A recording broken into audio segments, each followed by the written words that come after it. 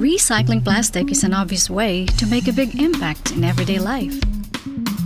We're significantly cutting back on our use of fossil fuels by utilizing a new system of recycled plastics.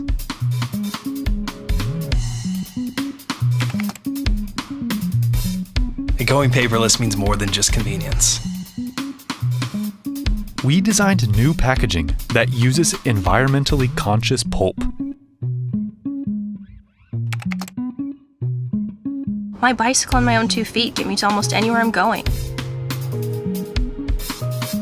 We want to explore the future of packaging by using materials other than plastic.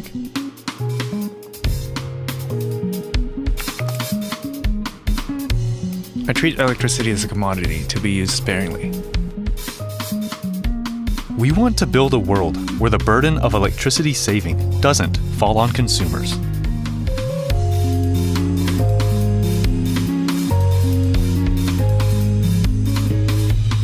One planet, one chance, a million ways to move in the right direction.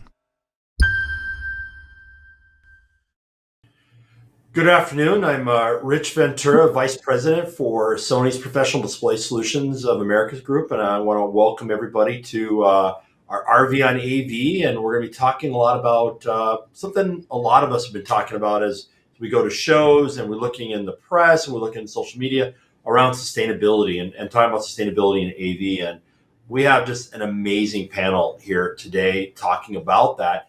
And maybe what I'll do first is really introduce the panel, have them talk for a minute or two, a little bit about who they are and what they do, and then we'll jump into this important topic. And please make sure if you've got any questions that you'd like for us to address, please post those, and we will try our hardest to address during the conversation today. If not, we will definitely get back to you shortly after with comments on it. So first I'll start off and do an introduction of the panel. And first person most people in the industry know, and I'll start with, is Mr. Joe Wei, who's the Director of Learning Environments at USC and also the Chairman of the Board of Directors for HETMA. Joe, thanks for joining us today. Hey, thank you so much. It's a pleasure to be here. Thank you so much. Perfect. The next person on the panel is Christina De Bono, who's a founder and president of SAVE. Christina, how are you doing? Doing very well today. Thank you. Next on the panel is Keiko Yokoyama. She is the environmental director here at Sony for Sony North America. Keiko, thanks for joining us. Thank you for having me. And last, many of you have been on our panels or have seen our Tech Tuesdays.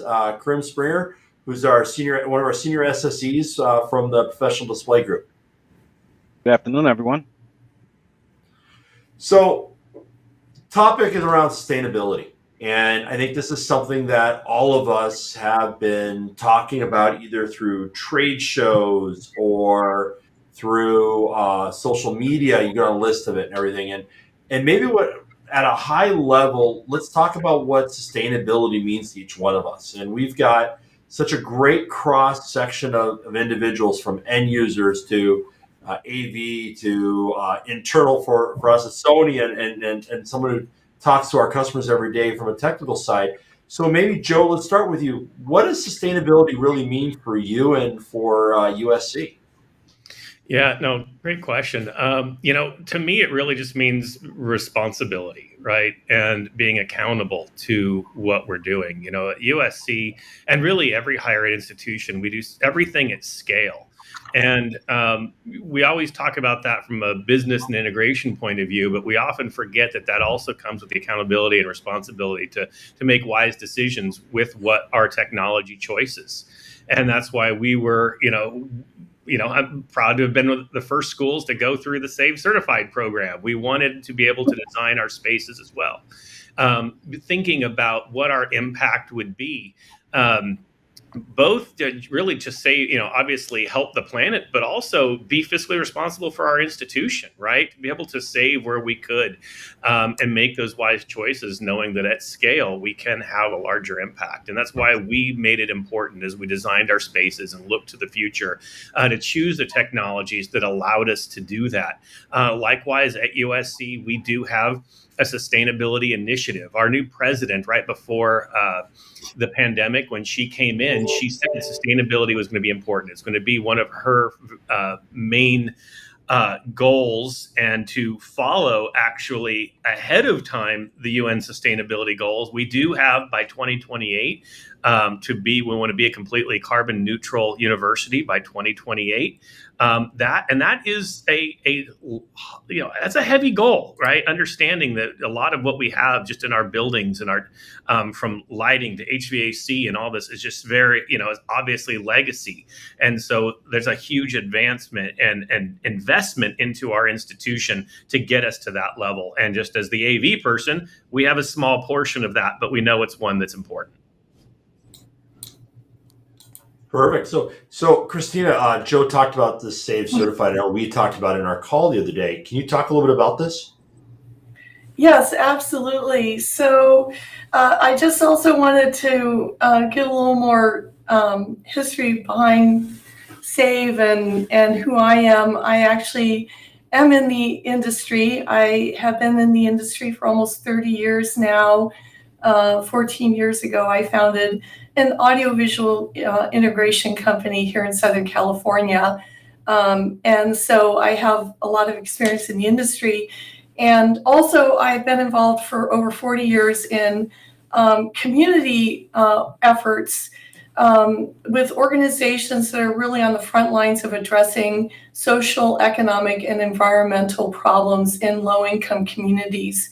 And it was through that association, as being on the executive committee of an organization that represents these organizations called CVSA, I learned about the 2030 Sustainable Development Goals.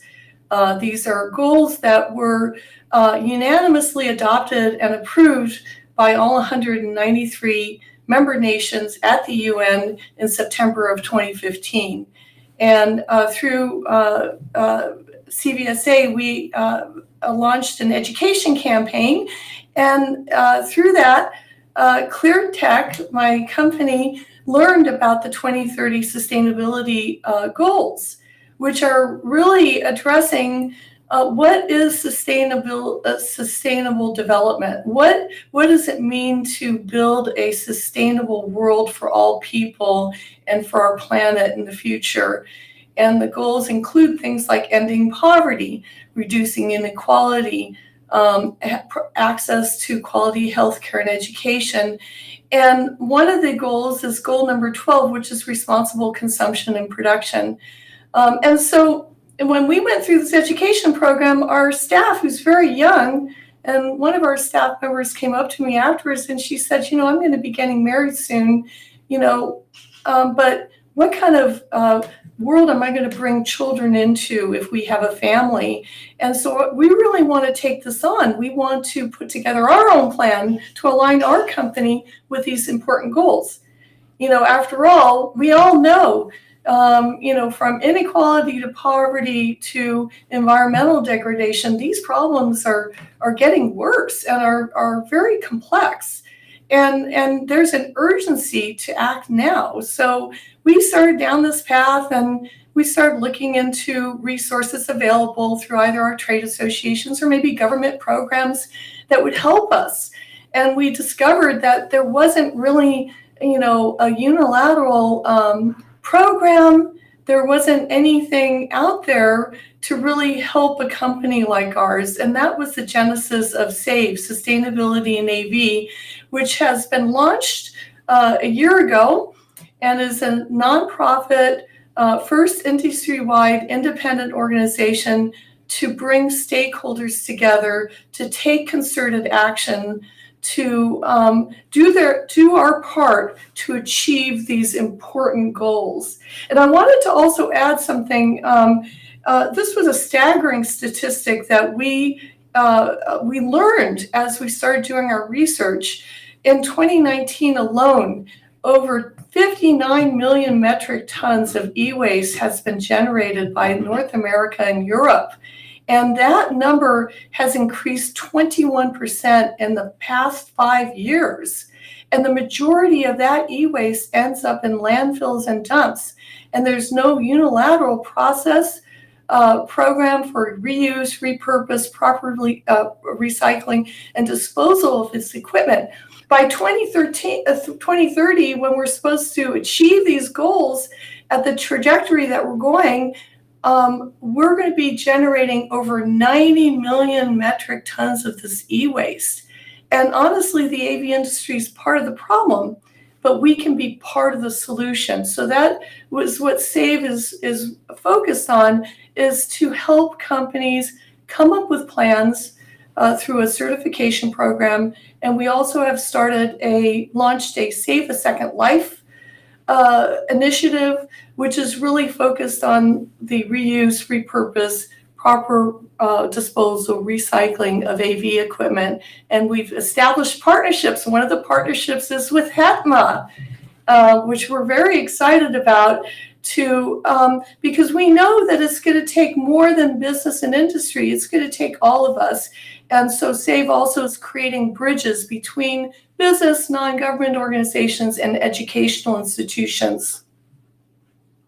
And you can find out more about SAVE on our website, saveav.org.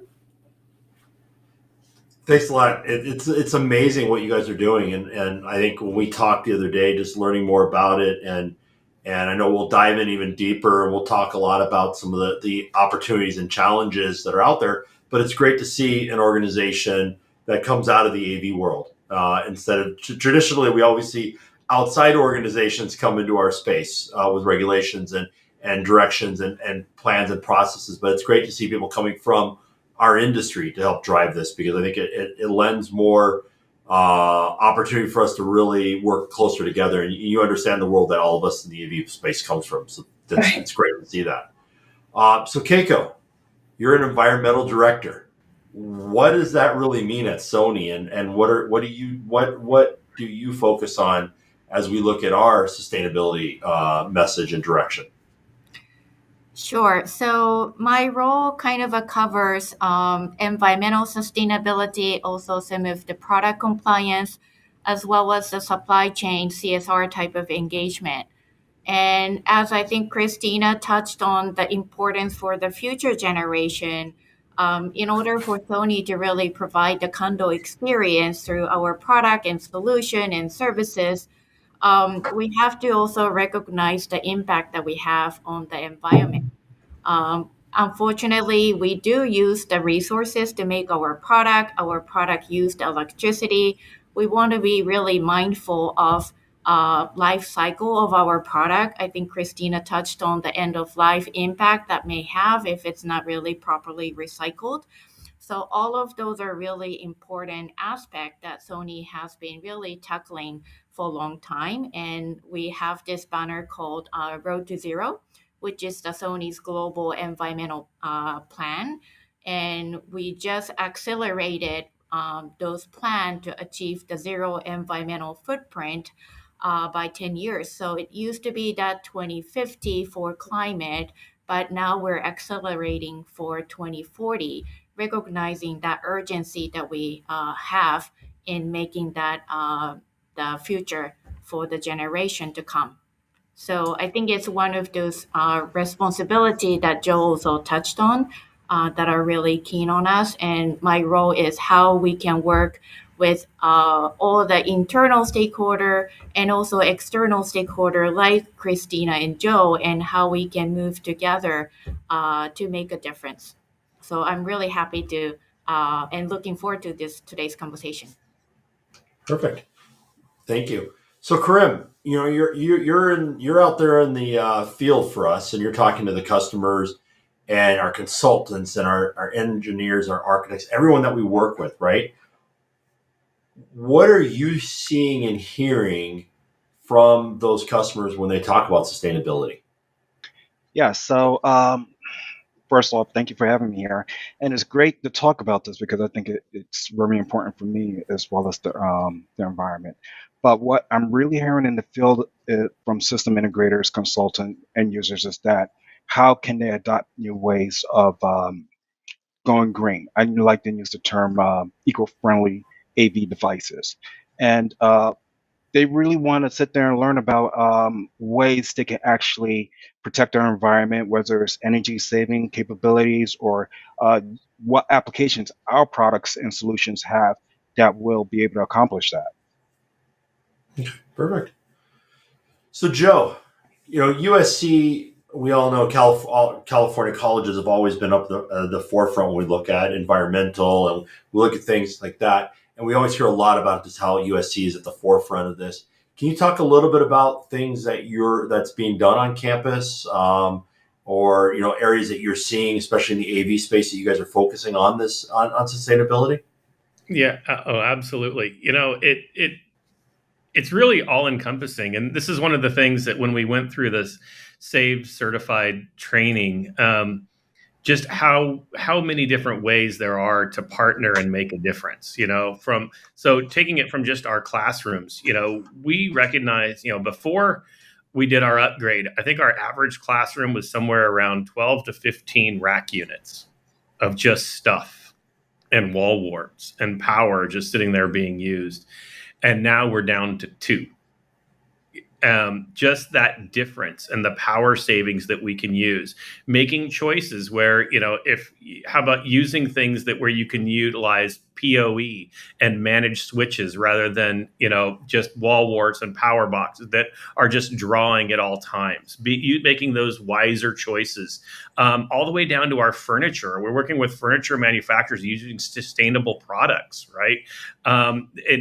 As well as working with our facilities department in order to control our lighting better, and our upgrades there. We have a campus-wide plan to upgrade all of our legacy lighting, integrate it with our systems, and make sure they're not being left on, right? Simple things like using automation. When there's no one in a room, why is it turned on, right? Those types of things. Can we balance all of that out? Even things with managing other departments. Like, one of the things we discovered when we were with Christina is we have a Marine Institute. Can we partner with them and be able to make social good out of that, and education programs? Can we utilize our UC technologies and our cloud services that are more that more are environmentally friendly in order to create a larger impact? And it really goes throughout the entire institution.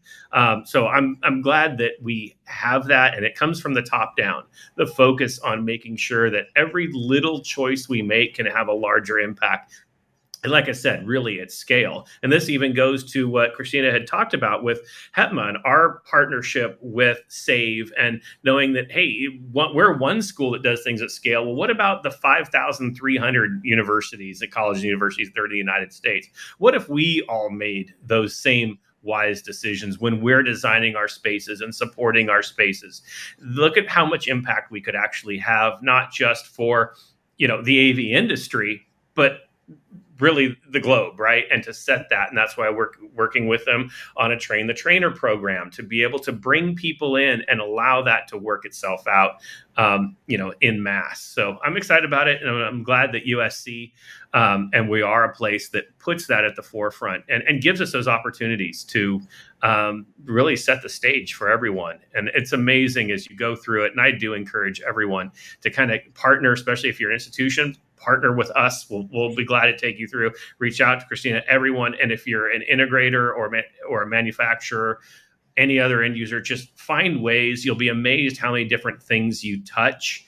And just a little giveaway. When you see her first slide presentation, it'll take you only about 5 minutes to realize what direction our Earth is going in and how much impact just in, boxes that get thrown away. And, another thing that we've done as we've upgraded, partnering with high schools and local high schools, especially inner city schools here in Los Angeles, to say, hey, if we're upgrading floors full of projectors, right, there's still probably 2/3 of them that are still perfectly fine for a few years. Save that second life, move it on down to somebody who could still use it and take advantage of it before it truly hits its end of life. And it's all of those little choices that done over time could really make a big difference. No, it's huge. And I think, and I know with HETMA, you guys have definitely, and maybe those who aren't familiar with HETMA, really quick, Joe, if you want to kind of give a high level of what HETMA is. Yeah, absolutely. So HETMA is the Higher Education Technology Managers Alliance. Say that 5 times fast. And what we are is an advocacy group for the needs of the higher ed vertical within the greater AV industry, recognizing that we sit in this interesting spot that we're end users, yet we have our own customers. We buy at scale. We account for some $32 billion in annual spend just in the United States, $140 billion globally every year. Which really our goal is to advocate for our needs and really create social change as well in what we do, as well as training up our own members to become, professionals in their own right. Yeah, and it's great because you're not only addressing where we look at here for sustainability, but you're also addressing DEI. You're addressing a lot of different things within the industry, and so it's great seeing the organizations like HETMA, and even more importantly, even like the universities getting involved in this, because I think it needs to come from both sides. It comes from us at the manufacturer level. It also coming from the end user side. It works really well together to drive those. The commitments that we're all trying to do together. Absolutely. So Christina, two things I want to ask you about. First is I want to dive a little deeper into the 2030 Sustainable Development Goals and ways that you think the AV community can help contribute towards that. And then I do want to talk a little bit about your partnership with HETMA, because I think it's really interesting to hear how active you are coming within what Joe and the rest of the HETMA organization is doing. Okay. So it's amazing as we started doing our research, how little most Americans particularly are even aware about the 2030 Sustainable Development Goals. So I think I'm going to give just a little bit of a background on this so that those who are listening to this, may have questions about what they are. But these are goals that through 3 years and millions of people around the world, particularly developing countries, but all countries around the world, participated in forums, town halls, community meetings, down to even tribal levels, looking at what is it going to take to build a sustainable world for all people and the planet. And this was quite a huge undertaking, and that's what was the genesis behind the 2030 Sustainable Development Goals. And I'm pointing here because this is kind of a graph of them, but it resulted in all 193 member nations in September of 2015, including the United States, who unanimously adopted and approved these goals. Even the Pope came to the UN to be part of this historic event. And so these goals include 17 and 169 action items. You can look them up. If you go to the UN, and you can go to our website, and we have a whole explanation on 2030 Sustainable Development Goals. Now, within that, it wasn't just governments. The government has a big responsibility, but it's also business and industry, it's civil society, it's non-government organizations, it's educational institutions. Everyone needs to get involved. Business and industry has a huge role. Unfortunately, the U.S., has yet to really come up with a plan. And, so the first thing is that we have put together an educational program to help companies, first of all, and individuals get educated on what these goals are. And then how does it apply to a business? So we have a whole educational program around this. And then we actually have a certification program that Joe was talking about that helps companies now take these these global goals down to a company level so that you can take action locally. What can you do? And we always think of sustainability as just recycling, but it's much more than that. To have a sustainable world, goal number 1 is to end poverty. So, there's many ways that companies can align themselves with these goals. We've taken other companies through this program, the first company that went through this program is my company, ClearTech. We actually post the SDG plan that we put together on our website. And we have very specific goals that we feel we can attain that aligns our company with these goals. So Keiko, looking at this, and I think we even chatted a little bit, and I heard us talking after the call last week about how a lot of this aligns with the direction that we've been taking Sony. And so maybe if you want to talk at a level of just, the initiatives that we're deploying from a corporate level, and I'll have Karim talk a little bit more on a lot of the technologies that we're doing, but maybe at a corporate level, some of the things that we're doing as initiatives and direction as an organization. Sure. So as Christina said, within those 17 SDGs, there are so many of those that are directly kind of give us the framework of Sony's initiative. So like the climate action is one of the SDG goals. And like we're here together as a partners, and that's another SDG goal. So speaking of Sony's initiative, we have been working toward kind of looking from end-to-end life cycle. So we look at the 6 stages of electronic product, from the innovation to design to manufacturing to distribution to actual product use at the customer, and then also the end-of-life treatment of our electronics. So throughout those processes, we are putting together the 5-year medium-term targets called green management. And we're kind of backcasting where we need to be in order to really achieve that carbon neutral goal that we have. So right now that goes to the product for energy consumption reduction. We also have goals to reduce the virgin plastic or use more recycled content materials into our products and packaging. For our facility, we're working to reduce our own energy use. I don't know if you noticed that the motion sensor kicked in and my room got darker. So those are little things that accumulate. And then we're working with the transportation distribution side that we participate in the EPA, the Smart Way initiative as a shipper. We support the renewable energy for our own office use. And then we have this like responsible recycling initiative that are so important as well. And we have been a long partner with EPA on the Smart Material Management Challenge that they have it for the electronics. So there's a lot of initiative, as someone said, that there isn't any one fits for all. There's so much that we should be doing, we can be doing. And I think those partnerships really amplify our impact and the scalability. So those are some of the example of our initiative that we have. Definitely. So Karim, on the technology side, and I know Bravia is heavily in your wheelhouse, the Pro Bravia lineup. I mean, what are the things that we're doing, and as you're talking with customers, they're asking more and more about that we're doing with our products in our portfolio? Okay.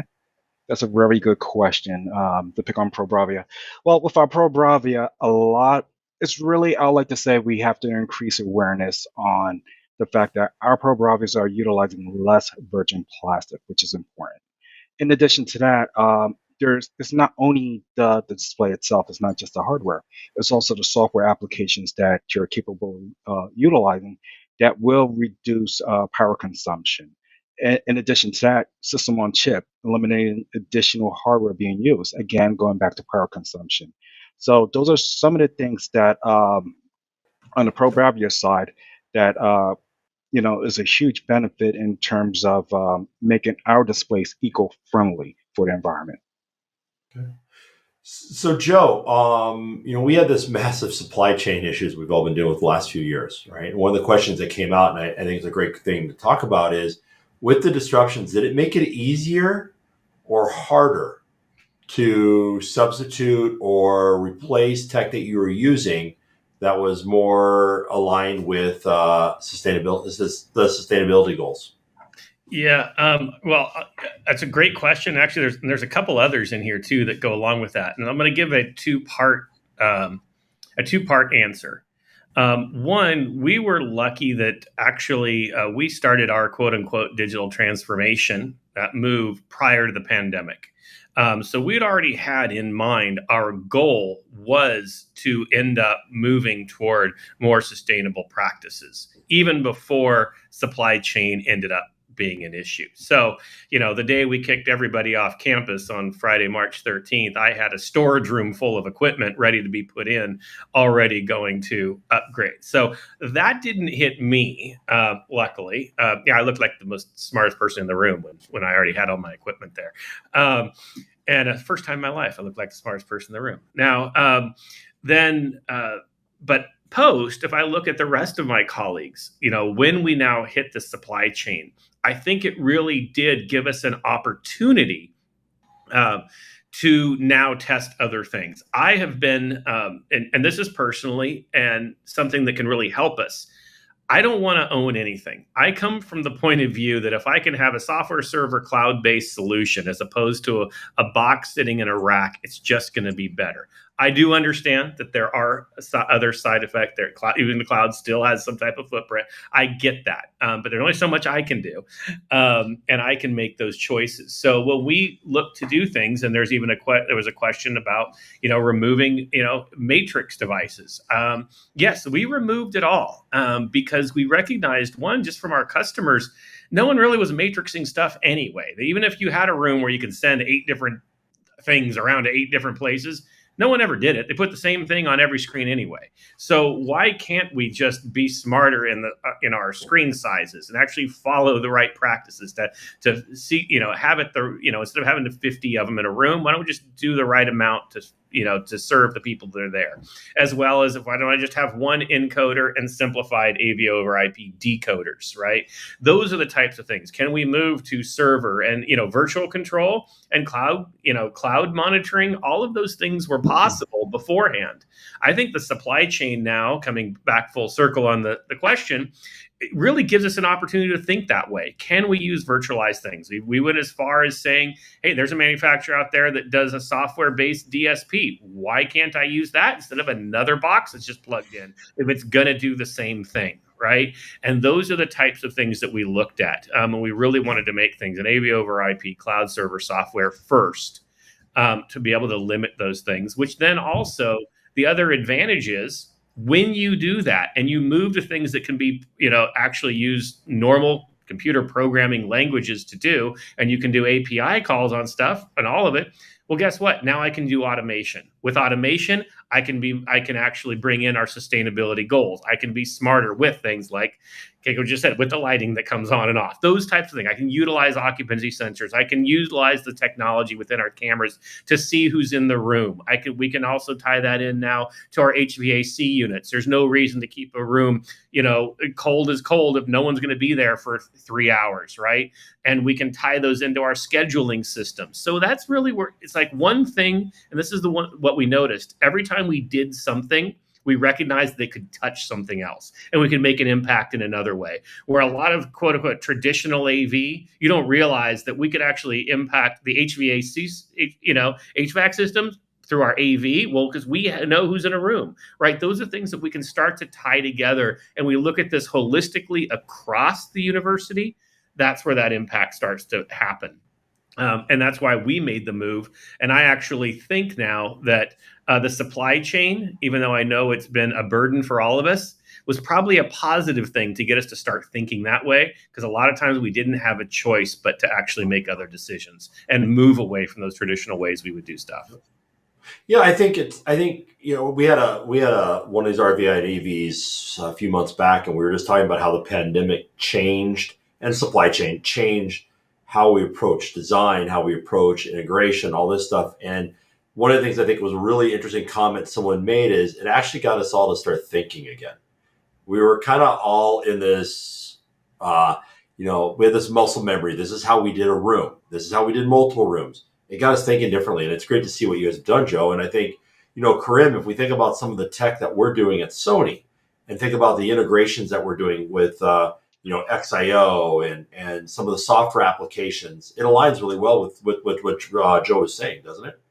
Absolutely. I was just gonna touch on that, Joe. I really like those points, those topics you pointed out, but you left out one thing: artificial intelligence, and I think that's a huge part for automation and streamlining a lot of AV devices within a room to reduce a lot of additional hardware for automation.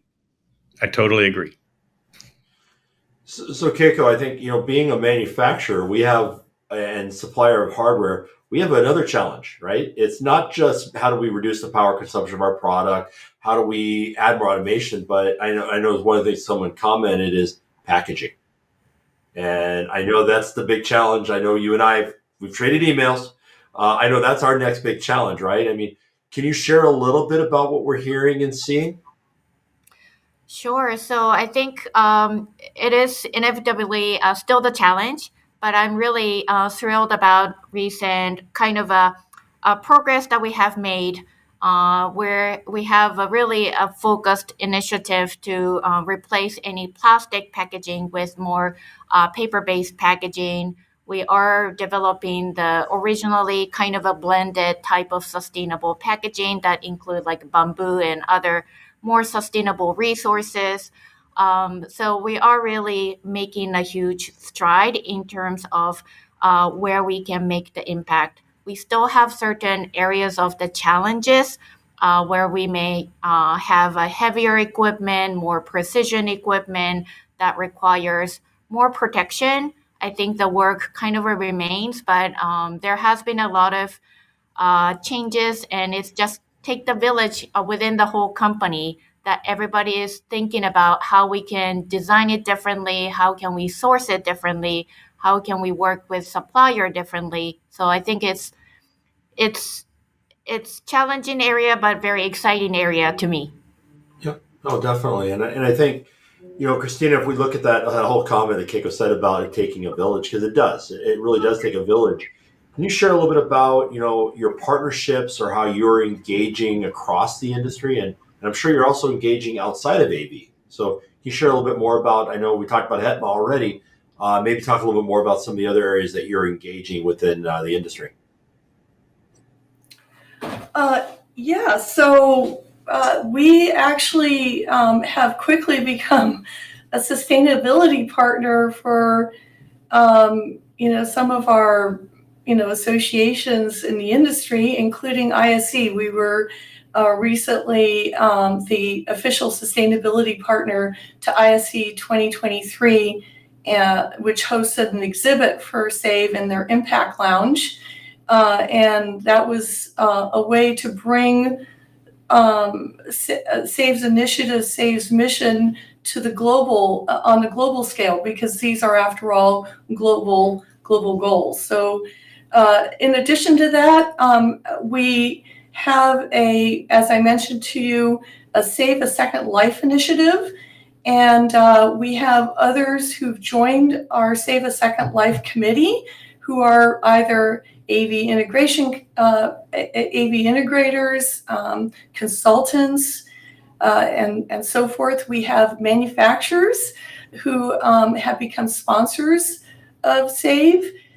And then we've created partnerships, as I mentioned before, and that's so critical. We know that, and Goal 17, by the way, is all about partnerships, because we know that we have to partner with others. So we have a partnership with CVSA, Commission on Voluntary Service and Action, which represents over 200 grassroots non-government organizations who are on the front lines of addressing all the problems that the SDGs are looking to solve.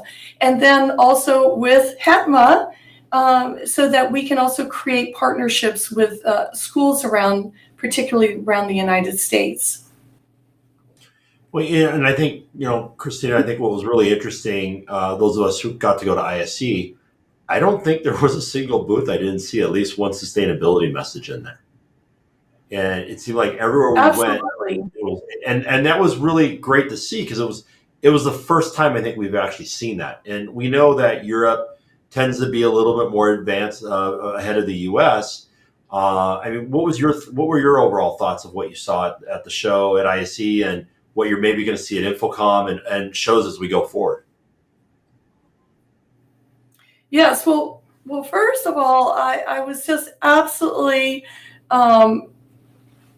thrilled to get the reception that we received. We had leaders in our industry from all over the world who came to visit with us. We launched what's called the ambassador program. So we have now a SAVE ambassador program, and we had several leaders in our industry who actually signed up, who are interested in becoming ambassadors, SAVE ambassadors to their regions or countries.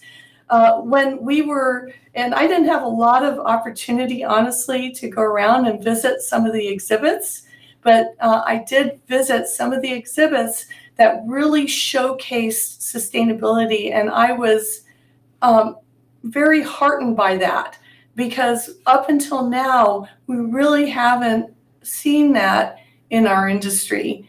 So we did note several exhibitors, including Sony, who really incorporated sustainability in the overall marketing and in the exhibit. Yeah, it's definitely, as my team could attest, there is a very large dedicated area within our booth planned for Infocom. And we're looking at, as we do other shows, other events, how do we show what our sustainability message is and really share the industry's message. So no, it was great to see that. And like you, I didn't get a lot of time to wander around the show. I kind of got stuck in a lot of meetings. But I definitely noticed as I walked the show, when I got to and saw the booths, I definitely saw that larger message. So, thinking through this a little bit, I'm looking at some of the questions that have come in. We've been addressing a lot of them, but I think one of the things that would be really good to hear from everyone is, and we started off at the very beginning, we talked about the importance of sustainability. We talked about what a lot of our organizations are doing. What are those challenges? What are the challenges that we're all facing? Because I think, it's easy for us to say this is what we need to do, but what are those challenges that are in front of each one of us? And what are some ways that we can overcome those challenges? So maybe I'll start with Keiko first and think about, what are some of those challenges that you're seeing from where you sit, and what are ways that we can overcome those challenges? Great question. So many different challenges that we want to really make the difference. But I would say for Sony, when we look at that, our kind of overall footprint, including our own facility, but also the entire life cycle of our footprint, the over 60% come from the product usage phase. So that's a big part of Sony's kind of embedded footprint that we want to address.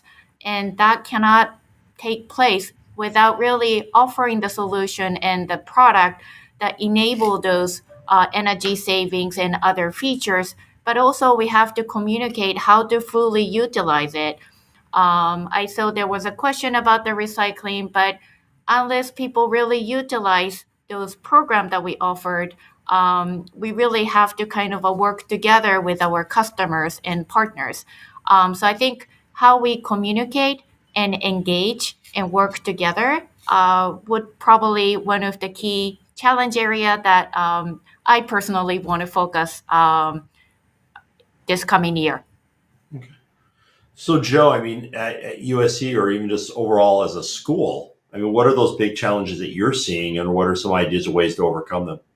Yeah, I'll say one of the biggest challenges is obviously we're at the mercy of what's manufactured, right? And even if we want to make change, sometimes you can't. And, I'm someone who will say, here's my principal cloud server software done. AV over IP, and I'm going to do that. Well, not everyone has that same advantage, and some smaller schools don't get the same voice like I might have at USC, and so that's one thing we're doing as HETMA is utilizing that power to hopefully influence manufacturers to make wiser choices, right? To think about your packaging and, not to give out anything right now, but I'll tell you what, I'm going to let you break news right here. Now, one of the things that we're working on as part of, we're going to have a booth at InfoComm. We're already paying attention to how sustainable we're going to be with that. But also as we come together with our sustainability committee is to come out with a list of checks and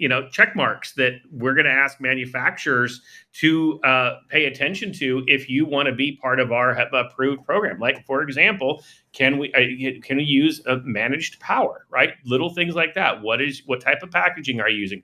What are you doing, and how are you sourcing your chips? What types of things like that. This goes all the way down the mark, and we don't want tons of wall warts. I keep going back to the low hanging fruit, but those are the simple things that we can have a lot of change with and impact. And as a vertical, if we stand and go, these are what we expect from products being made, well, then hopefully we can utilize that, our strength in numbers to help push the needle. And that's really what we're looking to do. And then we're challenging our members as well. When you're upgrading your spaces, use those principles, right? I know that sometimes supply chain right now is an issue. Maybe you can only get one or two different things, right? Maybe it is harder to get the products you need, but have that. Be okay standing up for those, for those things.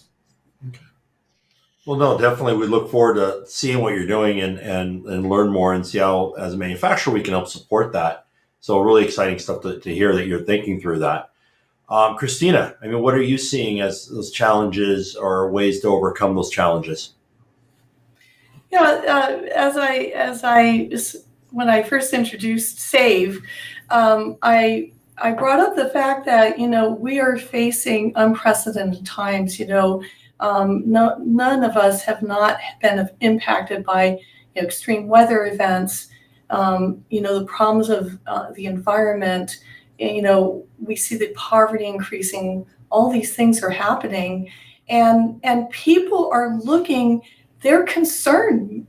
Most people are very, very concerned about the future. However, most people don't know where to begin, and particularly when you're talking about the majority of our industry, which are small to mid-sized businesses. And where do you begin? Most people don't even know about the Sustainable Development Goals. When they find out about them, they go, well, this makes sense. So how do we take this and bring it down to a level that we can act upon? And that's the biggest challenge. And secondly, I wanted to bring this up, which is that, as an integration company, and Joe, you know this as well, we bring in all the equipment that's being pulled out for upgrades and so forth and so on. We're have the packaging that comes in. We have all this cabling that comes in. And what do we do with it? There is no unilateral program process in our industry to help us do the right thing. And we need help. We need help from our manufacturers. We also need help on things like, can we service equipment versus just once a power supply goes out, having to get rid of it. We need that kind of help as well. So we're looking to create these partnerships so that we can all begin to really go down the right path. Yeah, there's so many challenges for us, and I love the fact that we're all thinking, how do we think differently?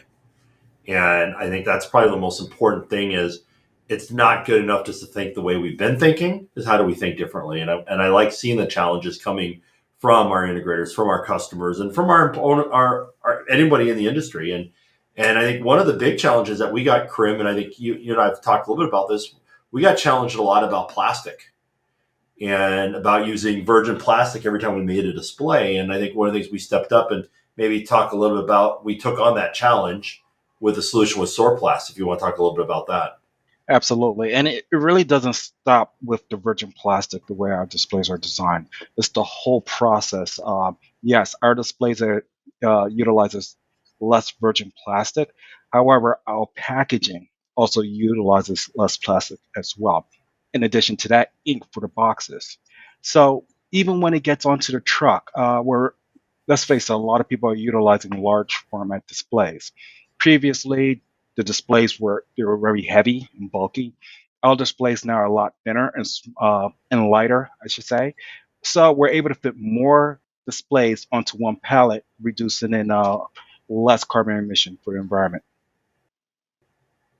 So I think listening to ideas you're saying, Joe, and listening to Christina and thinking about the challenges that Keiko has, and we're looking at those as well. So I mean, it's great to see when companies respond, and I see the same stuff coming out of we look at the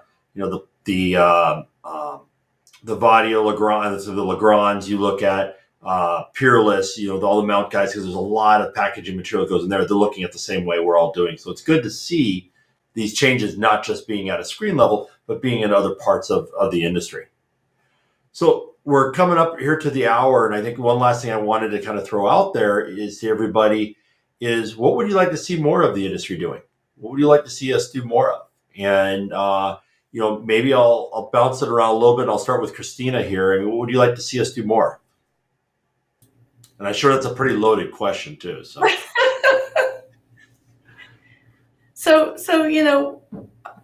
we founded SAVE to really bring these important goals to our industry. And so what I want to see more of is more companies, and I'm absolutely thrilled that Sony has such a comprehensive sustainability plan and you've aligned yourself with the SDGs. But we need to see a lot more of that, because right now, at the trajectory that we're going, there's predictions now that we will not have a sustainable world in 30 to 40 years in our own lifetimes.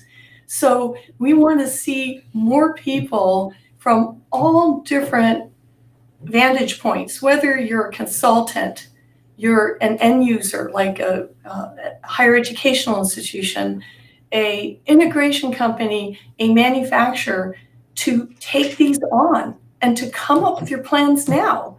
Let's not wait. There is where time is running out. And I want to also bring up something. General Antonio Guterres spoke at COP27, that took place in November, and said, we're quickly going down the road of climate hell with our foot on the accelerator, and we need to move these forward today to be able to have a sustainable world in the future. So I would like everyone to do their part. And everyone can. There is a way. There are solutions out there, but we need to first of all have the will. Definitely. Joe, what are your thoughts? What would you like to see us do more of? Yeah, I'll give a two-parter, and Christina just said the first one, but I'll say, first, we need to do more of this. We need to have more of these conversations, right? It's we are, you made the point that you went through ISC and all the booths seem to have something about sustainability. I saw the same thing at CES, and I'm pretty sure we're going to see the same thing at NAB coming up, right? You're going to see people putting, taking a wall, but it's one thing to put a big vinyl thing up on a wall saying you care. It's another to make real change in your company and pass that down the chain, right? And I think that's where we need to have these conversations.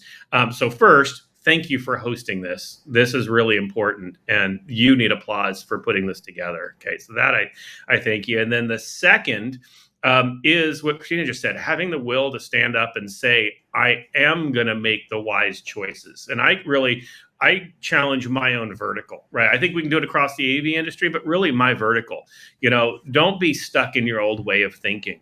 Don't be stuck in, being at the mercy of whatever someone's telling you need to get. Have the principles that these are important, and make your choices based on that. I guarantee you go to your bosses and say, I'm going to buy stuff that follows, our sustainability. Every school has a sustainability program. I guarantee it. And you want to make choices that align with that. No one's going to argue with you. Right. So you can do it, have the will to do it, and make those choices, because every little bit, especially as we go through our life cycle, just think about it.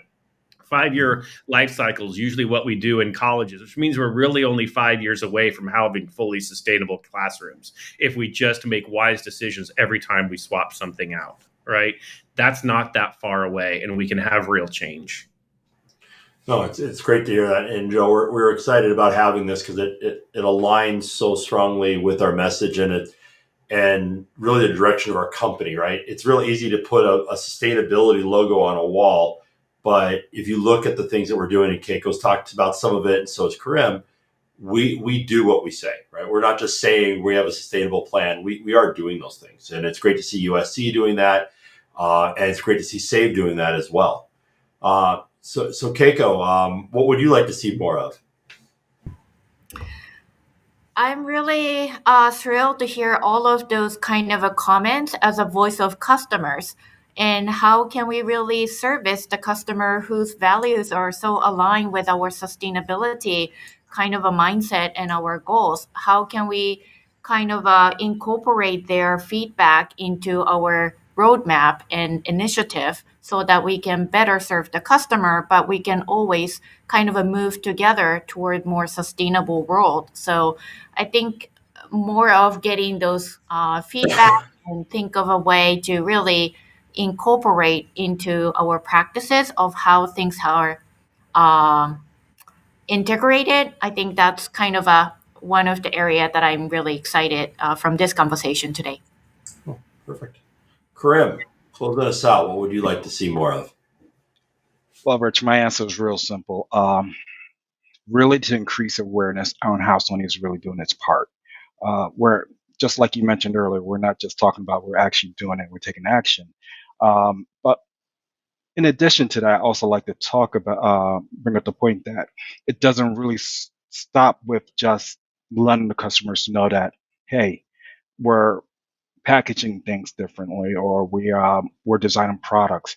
It's utilizing and innovating new products and solutions that's taking us to the next generation of sustainability. So, we got a minute or two, but I'll throw out just kind of my thoughts. It's great to have these conversations, but I'm also going to challenge every one of my competitors and all others in the industry. You do need to step up. It's great when we see sustainability message on a booth, or we see it when we talk about it on a PowerPoint, but really need to see it. I think, Joe, you've talked about it, Keiko and Karim, and everyone's been talking about the same thing: is we need to step up. And, Christina, I know you live this every day, and I applaud your organization for doing this because it's really important for our industry. But I do challenge all of us, manufacturers, consultants, integrators, everyone, is we do need to have, a strong, not just a message, but really show what that message means. I mean, we if you looked at last year, it was very much, we talked a lot about DEI. We talked about how important it was, and we saw all these organizations changed over these last few years. We need to do the same thing about sustainability. And it's really, really important to every one of us. And I challenge our trade associations as well. Continue to step up, continue to challenge us, drive education around it, help drive standards around this. And, I ask the end user community, start driving that also when you're building out your RFPs, and look at the manufacturers who are stepping up, because, this is really important to all of us. But remember, there's also pretty heavy costs to doing this. And so we've got to do this all together. It can't just be one part of it. So I do thank everyone on here. I thank you all for taking time listening to us. We do have, I'll make sure everyone knows, we do have our next Tech Tuesday coming up April 4th. It'll be an NAB sneak peek, talking about unlocking the potential of professional Bravia displays. I definitely look forward to having another one of these conversations with everyone. And thank you all for taking time out, and have a great day.